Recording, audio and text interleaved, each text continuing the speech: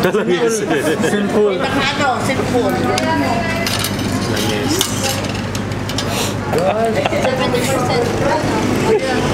Kutsara Pedro, isang set pa.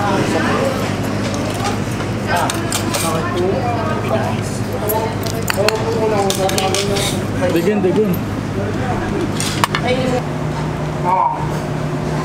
Pinangat. Bopis. Bopis ya?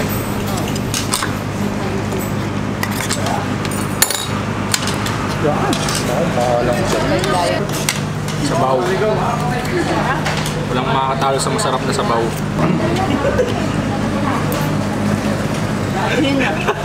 Talaga. Wait lang, napasumpra yung higop ko. Sarap yan, Isay? Saan po? Ayun, at dito kami sa Absedis Longganisa dito sa Lokban. I'm running in circles, only God knows why my mind goes so far down. I wanted it faster, now it does. Tinunggan. Hope, baka naman po. 1,000, pwedeng half dozen. 1,000. Pinais, laing, ngayon dinuga nila.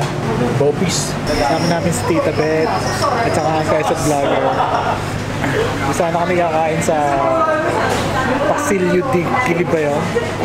Pero late yung dating namin kaya halos wala ng pagkain. Dito kami napapunta. Masarap dito yung longganisa at saka yung kanilang pinais, yung kanilang laing, sinigang na hipon. Yung bopis ang sarap dito. Ana, ano lang gusto mo ulam? Bopis. Bopis. Yung bopis. Yung bopis. Pinais and then yung sinigang na hipon. Sinful sa akin. Hindi ko pa promote. Sinful sa akin. At binudol lang naman ako nitong mga to. Kaya ako napasama dito. Road trip lang. Road trip lang kami dito sa Lokban. Saka magkakape kami. Kuya Diego kanina bagong gising niya. Ready na agad siya eh. Kanina lang kaya mabilisan na walas tek. Kakape naman daw kami. Road trip lang talaga to. Yan na yung bag. May zipper.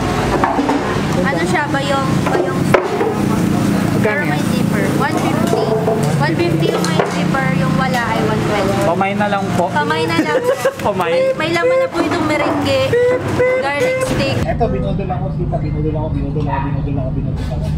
Ba't ako napasama Bigla doon? dumaan sa bahay.